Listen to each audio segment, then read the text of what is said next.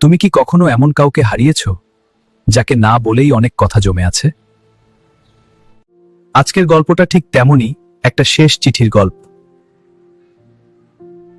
আরিফ প্রতিদিনের মতো আজও জানালার পাশে বসে আছে। বাইরে ঝরঝর করে বৃষ্টি পড়ছে। তার হাতে একটা পুরনো চিঠি। চিঠিটা ছিল মায়ার। মায়া আর আরিফের পরিচয় হয়েছিল কলেজে। সবকিছু যেন সিনেমার মতো সুন্দর ছিল, কিন্তু জীবন তো সবসময় গল্পের মতো হয় না। হঠাৎ একদিন মায়া অসুস্থ হয়ে পড়ে। ধরা পড়ে তার কঠিন অসুখ। আরিফ প্রতিদিন হাসপাতালে যেত। সব ঠিক হয়ে যাবে। আমার সময় খুব বেশি নেই। না, তুমি ঠিক হয়ে যাবে। আরিফ, যদি কোনোদিন আমি না থাকি তাহলে কাঁদবে না। আমার জন্য নিজের স্বপ্নগুলো থামিয়ে রেখো না। তুমি ভালো থেকো।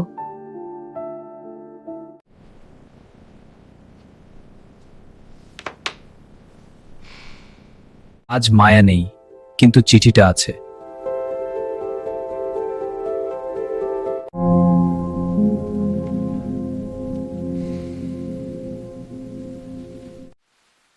আমি ভালো থাকবো মায়া, তোমার জন্য। ভালোবাসা কখনো শেষ হয় না। মানুষ চলে যায়, কিন্তু স্মৃতি আর অনুপ্রেরণা রয়ে যায় চিরদিন।